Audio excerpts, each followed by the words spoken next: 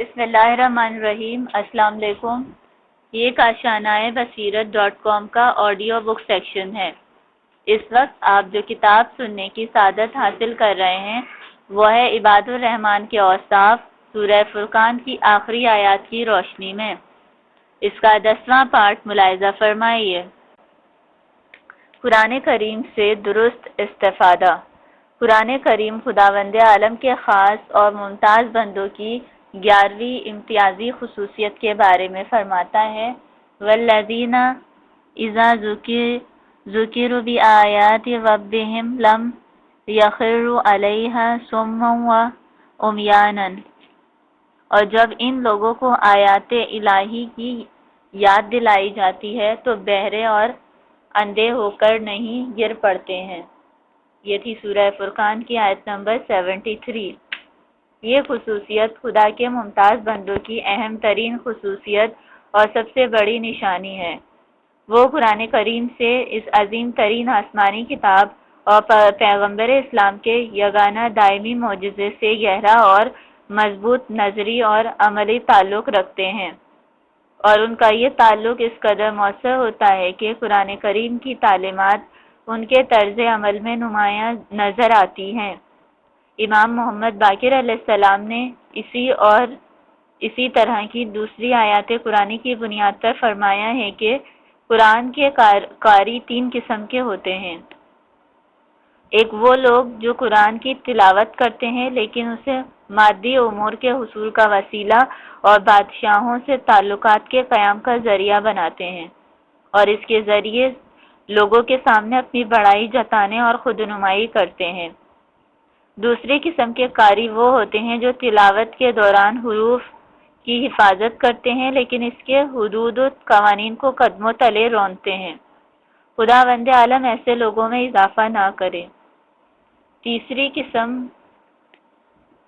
کے قاریان قرآن وہ ہیں جو قرآن کی تلاوت کرتے ہیں اور قرآن کی دوا سے اپنے بیماریوں کا علاج کرتے ہیں، اور قرآن کو اپنی روحانی بیماریوں کے علاج کا ذریعہ بناتے ہیں۔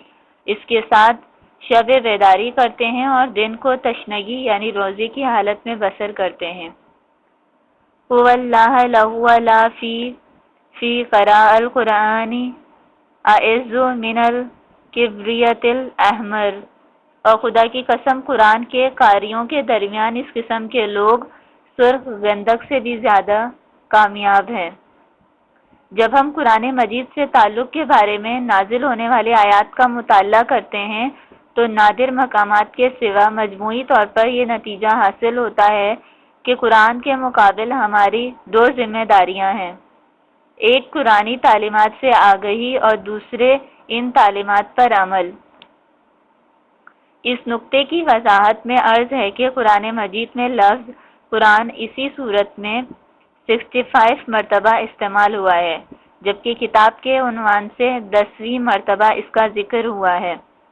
وہ آیات جن میں قرآن کے بارے میں گفتگو کی گئی ہے انہیں دیکھیں تو ان میں سے اکثر میں قرآن سے شناسائی، اس کی تعلیمات جاننے اور پھر قرآنی احکام پر عمل کی تاکید موجود ہے، جیسے کہ زیر بحث آیت سورہ فرقان کی آیت نمبر 73 میں انتباہی انداز میں اس نقطے کی جانب متوجہ کیا گیا ہے کہ قرآن مجید سے آپ کا تعلق اندھوں بہروں کا سا تعلق نہیں ہونا چاہیے، بلکہ کھلی آنکھوں اور سنتے کانوں کے ساتھ قرآن پر توجہ دیں، اس سے اچھی طرح شناسائی حاصل کریں اور اپنی روح کو قرآن مجید کے صاف شفاف پانی سے پاک کریں۔ روایت میں آیا ہے کہ امام جعفر صادق علیہ السلام کے ایک شاگرد ابو بصیر نے امام سے مذکورہ آیت کی وضاحت چاہی تو امام نے فرمایا، مستبصرین لیسوا بشکاکن، بصیرت اور معرفت کے ساتھ قرآن کا مطالعہ کرو اور اس میں کسی قسم کا شک و شبہ نہ کرو۔ لہذا نظری اعتبار سے قرآن کو پہچاننا اور اس کے احکام و تعلیمات پر یقین رکھنا خدا کے ممتاز بندوں کی ایک خصوصیت ہے۔ قرآن مجید کی اور دوسری آیات میں مذکورہ بالا 2 ذمہ داریوں کے بارے میں گفتگو کی گئی ہے۔ مزید وضاحت کے لیے چند آیات کی جانب آپ کی توجہ مبذول کراتے ہیں۔ پہلی ذمہ داری قرآن سے شناسائی کے بارے میں، قرآن فرماتا ہے کہ افلا یتدبرون القرآن ام علی قلوب اقفالها، تو کیا یہ قرآن میں ذرا بھی غور نہیں کرتے یا ان کے دلوں پر تالے پڑے ہوئے ہیں؟ یہ تھی سورہ محمد کی آیت نمبر 24۔ یہ آیت زور دے کر ہمیں قرآنی احکام و تعلیمات سے آگہی اور ان میں غور و فکر کی دعوت دے رہی ہے۔ نیز ارشاد الہی ہے وَلَقَدْ يَسَّرْنَا الْقُرْآنَ لِلذِّكْرِ فَهَلْ مِن مُدَّکِرٍ، اور ہم نے قرآن کو نصیحت کے لیے آسان کر دیا ہے، تو کیا کوئی ہے نصیحت حاصل کرنے والا؟ یہ تھی سورہ قمر کی آیت نمبر 17۔ یہ آیت اس بات کی نشاندہی کرتی ہے کہ خداوند عالم نے قرآن مجید کو آسان اور رواں زبان میں نازل کیا ہے تاکہ سب لوگ اس سے شناسائی حاصل کر سکیں، اور اس شناسائی کا مقصد نصیحت سے حاصل کرنا، متنبہ ہونا، سیکھنا اور عمل کرنا ہے۔ ارشاد پروردگار ہے وَإِذَا قُرِئَ الْقُرْآنُ فَاسْتَمِعُوا لَهُ وَأَنصِتُوا لَعَلَّكُمْ تُرْحَمُونَ، اور جب قرآن کی تلاوت کی جائے تو خاموش ہو کر غور سے سنو، شاید اس طرح خدا کی رحمت تمہارے شامل حال ہو جائے۔ یہ تھی سورہ اعراف کی آیت نمبر 204۔ یہ آیت بتاتی ہے کہ آیات قرآنی کی تلاوت کے موقع پر خاموشی اور ان کی جانب توجہ فہم قرآن کی کنجی ہے، اور قرآن کے بارے میں بہترین ادب یہ ہے کہ جب اس کی تلاوت کی جائے تو مکمل یکسوئی کے ساتھ اسے سنا جائے اور اپنی روح کو قرآن کریم کی ظاہری اور باطنی خوشبو سے معطر کیا جائے۔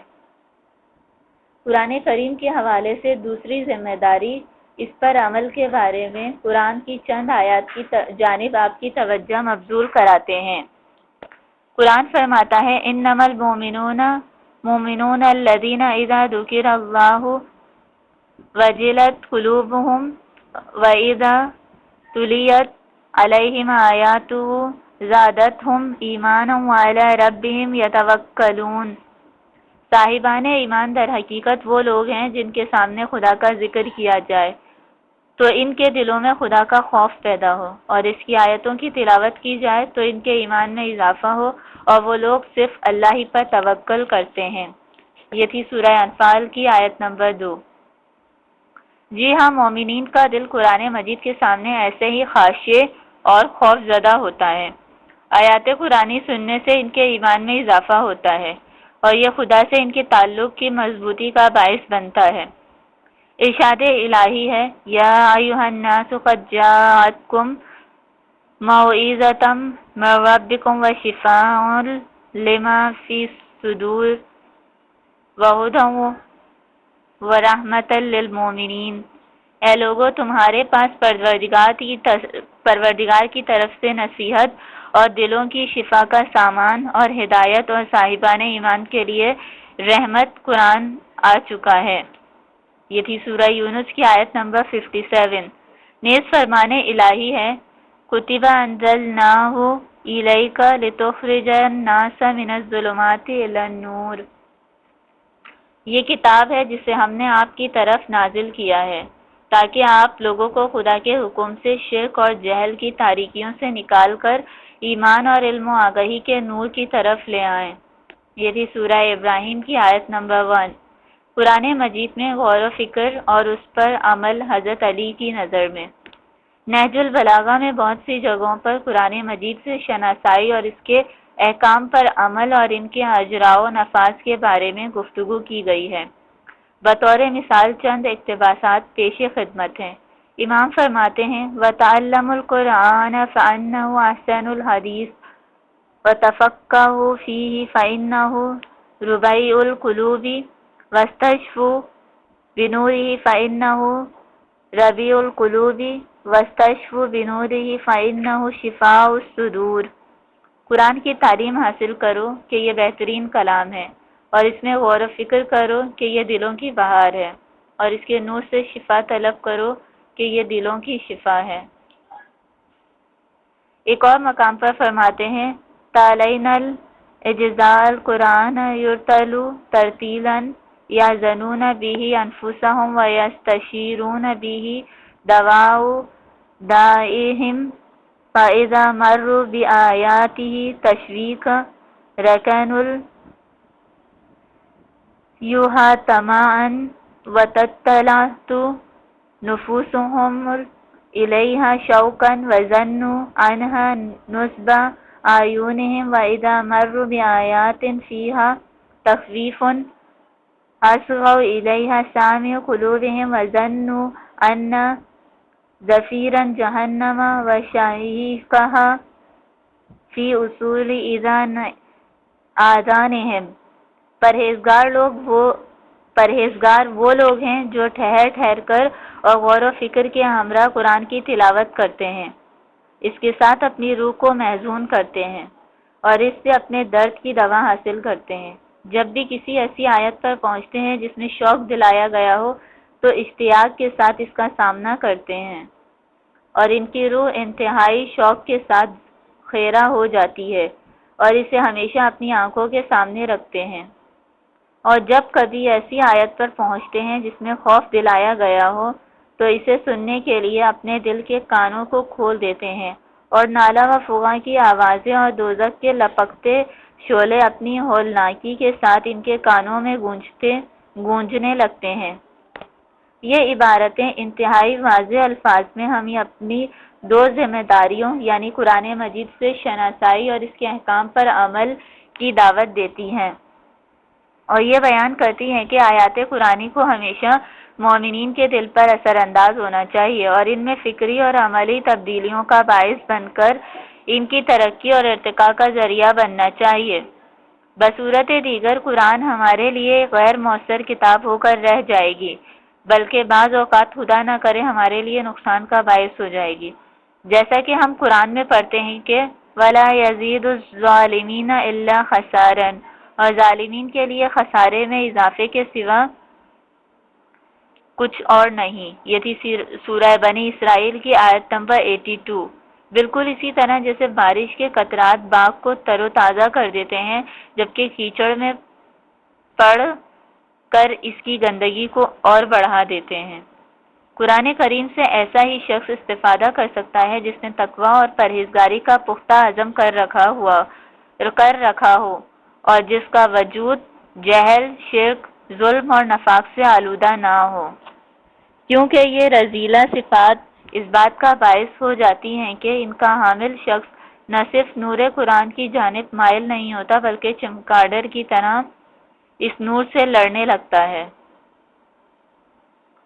مثلا اگر ایک عالم، مجاہد اور مبارز دانشور کو ایک قوت بخش غذا دی جائے تو وہ تعلیم و تربیت اور راہ حق میں جہاد کی خاطر اس سے قوت حاصل کرے گا، لیکن اگر یہی مخفی غذا کسی ظالم و جابر کو دیں تو وہ اس سے حاصل ہونے والی قوت کو مزید ظلم و ستم کے لیے استعمال کرے گا۔ فرق غذا کا نہیں ہے بلکہ شخصیتوں اور طرز تفکر کا فرق ہے۔ نتیجہ یہ ہے کہ قرآن اپنی تعلیمات قبول کرنے پر آمادہ و تیار لوگوں کے لیے نہ صرف ایک دائمی شفا بخش نسخہ ہے بلکہ تمام افرادی و اجتماعی اور اخلاقی اور دوسرے امراض کے لیے ایک مؤثر دوا بھی ہے، ایک ایسی شفا بخش دوا ہے جو تمام بیماریوں کا علاج کر کے زیبائی، اعتدال اور سلامتی پیدا کرتی ہے۔ امیر المومنین حضرت علی علیہ السلام نے ایک روز قرآن کریم سے صحیح استفادہ کرنے والے اپنے شہید اصحاب عمار یاسر، ابن تیہان اور ذوالشہادتین وغیرہ کا ذکر اپنے بھائیوں کے عنوان سے کیا۔ اس کے بعد ان کی جدائی کے غم میں اپنی ریش مبارک کو ہاتھ میں لے کر بہت دیر تک جاسوس انداز میں گریہ کیا اور پھر فرمایا اواہ علی اخوان الذین طلبوا القرآن فاحکموہ، ان بھائیوں کے دیدار پر حسرت واہ کے جنہوں نے قرآن کی تلاوت کی، اس کی تعلیمات پر کار بند ہوئے اور اس کے احکام پر اپنی زندگیوں کو استوار کیا۔ امام نے اس گفتگو میں اپنے ان اصحاب کی اچھی خصوصیات کی جانب اشارہ کیا اور ان کی پہلی خصوصیت کے طور پر قرآن مجید سے ان کے گہرے فکری اور عملی تعلق کا ذکر کیا۔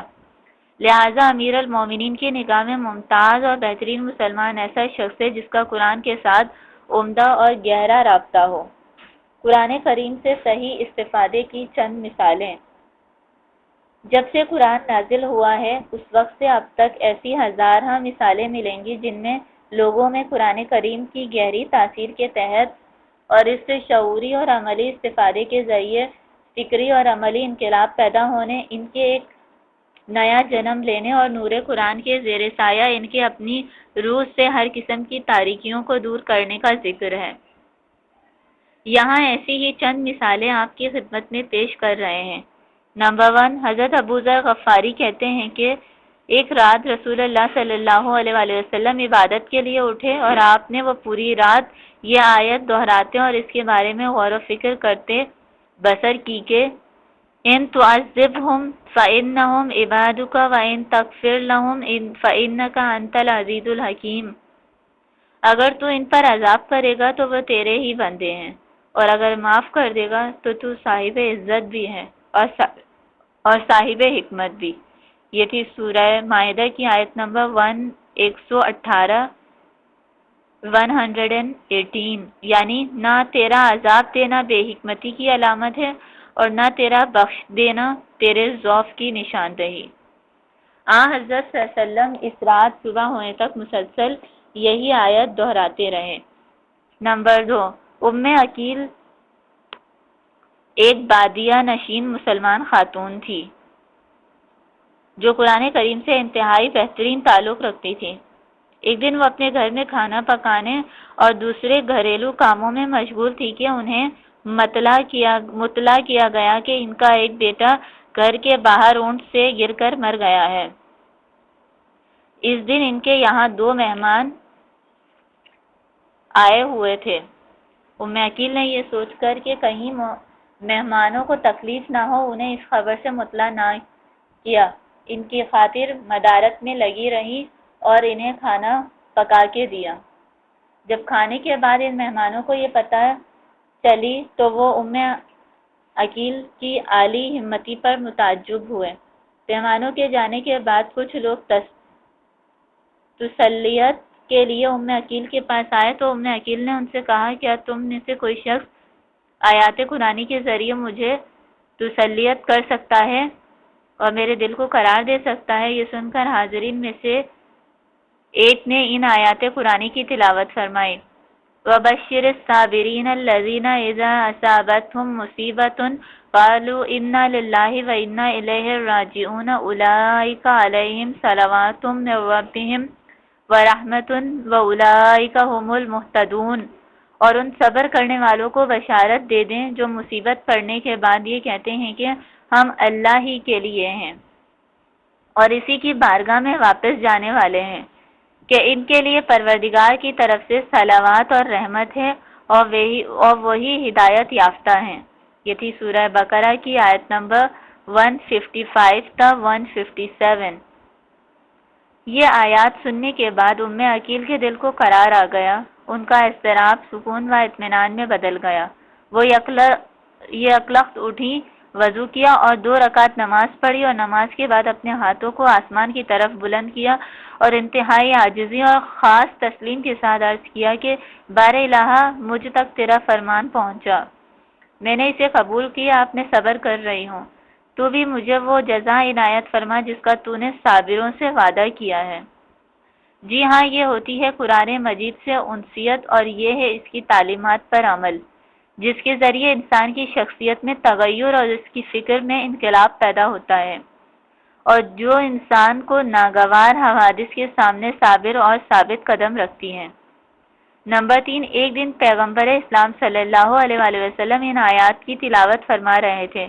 اِنَّ فِي خَلْقِ السَّمَاوَاتِ وَالْأَرْضِ وَاخْتِلَافِ اللَّيْلِ وَالنَّهَارِ لَآيَاتٍ لِأُولِي الْأَلْبَابِ بِالَّذِينَ يَذْكُرُونَ اللَّهَ قِيَامًا وَقُعُودًا وَعَلَى جُنُوبِهِمْ وَيَتَفَكَّرُونَ فِي خَلْقِ السَّمَاوَاتِ وَالْأَرْضِ رَبَّنَا مَا خَلَّقْتَ هَٰذَا بَاطِلًا سُبْحَانَكَ فَقِنَا عَذَابَ النَّارِ رَبَّنَا إِنَّكَ مَن تُدْخِلِ تدخل النار فقد اخزیتہ وما للظالمین من انصار ربنا اننا سمینا منادیا ینادی بالایمان ان آمنوا بربکم فآمن ربنا فاغفر لنا ذنوبنا وکفر عنا سیئاتنا وتوفنا مع الابرار ربنا وآتنا ما وعدتنا على رسولك ولا تخزنا یوم القیامت انک لا تخلف المیعاد۔ بے شک زمین اور آسمانوں کی خلقت لیل و نہار کی آمد و رفت میں صاحبان عقل کے لیے قدرت خدا کی نشانیاں ہیں۔ جو لوگ اٹھتے بیٹھتے لیٹتے خدا کو یاد کرتے ہیں اور آسمان و زمین کی تخلیق میں غور و فکر کرتے ہیں کہ خدایا یہ سب تو نے بیکار نہیں پیدا کیا ہے، تو پاک و بے نیاز ہے، ہمیں عذاب جہنم سے محفوظ فرما۔ پروردگار عالم تو جسے جہنم میں ڈال دے گا گویا اسے ذلیل و رسوا کر دیا، اور ظالمین کا کوئی مددگار نہیں ہے۔ پروردگار ہم نے اس منادی کو سنا جو ایمان کی آواز لگا رہا تھا کہ اپنے پروردگار پر ایمان لے آؤ، تو ہم ایمان لے آئے۔ پروردگار اب ہمارے گناہوں کو معاف فرما اور ہماری برائیوں کی پردہ پوشی فرما اور ہمیں نیک بندوں کے ساتھ محشور فرما۔ پروردگار جو تو نے اپنے رسولوں سے وعدہ کیا ہے اسے عطا فرما اور روز قیامت ہمیں رسوا نہ کرنا کہ تو وعدے کے خلاف نہیں کرتا۔ یہ تھی سورہ آل عمران کی آیت نمبر 190 تا 194۔ اس کے بعد آپ نے فرمایا وَيْلٌ لِّمَن لَّقَاهَا بَيْنَ فَكَّيْهِ وَلَمْ يَتَأَمَّلْ فِيهَا، وائے ہو اس پر جو ان آیات کو اپنے دہان میں گردش دے اور پھرائے لیکن ان پر غور و فکر نہ کرے۔ نمبر 4، اسلام کے عظیم مفسر شہید راہ خدا سید بن جبیر ایک رات ابتدائے شب سے صبح دم تک اسی ایک آیت کی تلاوت فرماتے، اس پر غور و فکر کرتے اور گریا کرتے رہے۔ یہ آیت جس میں قیامت کے دن ندائے الہی کا ذکر ہے، وَامْتَازُوا الْيَوْمَ أَيُّهَا الْمُجْرِمُونَ، اور اے مجرموں آج تم ذرا ان سے الگ ہو جاؤ۔ یہ تھی سورہ یاسین کی آیت نمبر 59۔ نمبر 5، فضیل بن عیاض کا تعلق دوسری صدی ہجری سے ہے۔ ان کا شمار اول درجے کے چوروں اور ڈاکوؤں میں ہوتا تھا۔ ایک رات وہ اپنا خنجر لیے برے ارادے سے ایک گھر کی جانب روانہ ہوئے، گھر کی دیوار پھاند کر اس کے احاطے میں داخل ہو گئے۔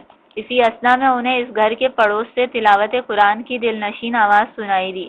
تلاوت کرنے والا اس وقت اس آیت کی تلاوت کر رہا تھا، علم یعنی للذین آمنوا ان تخشع قلوبهم لذکر اللہ وما نزل من الحق، کیا صاحبان ایمان کے لیے ابھی وہ وقت نہیں آیا ہے کہ ان کے دل ذکر خدا اور اس کی طرف سے نازل ہونے والے حق کے لیے نرم ہو جائیں۔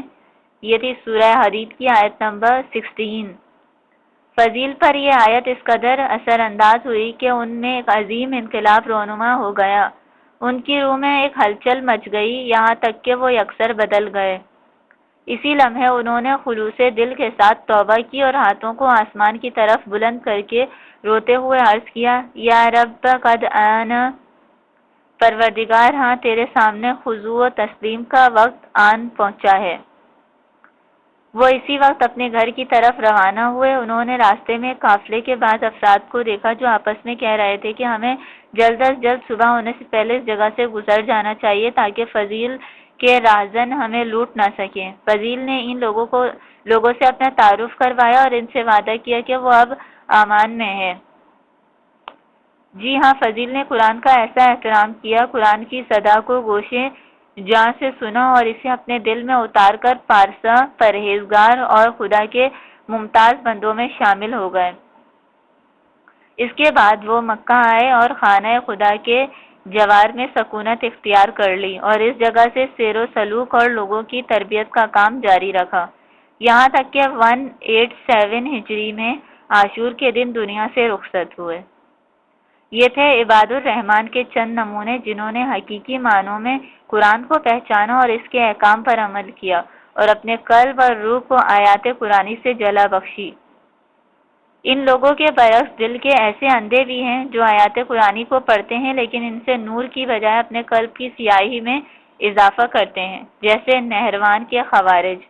ایک مرتبہ کمیل ابن زیاد آدھی رات کے وقت امیر المومنین حضرت علی علیہ السلام کے ہمراہ کوفہ کی ایک گلی سے گزر رہے تھے۔ اچانک انہوں نے ایک آواز سنی جو قرآن کریم کی تلاوت کر رہی تھی۔ کمیل جو تلاوت کرنے والے اس شخص سے واقف نہ تھے، اس کی پرہزی آواز کے اثر میں آ کر اور بے ساختہ ان کے لبوں سے نکلا کہ ایک کاش میں اس شخص کے بدن کا ایک بال ہوتا اور ہمیشہ اس سے قرآن کی تلاوت سنا کرتا۔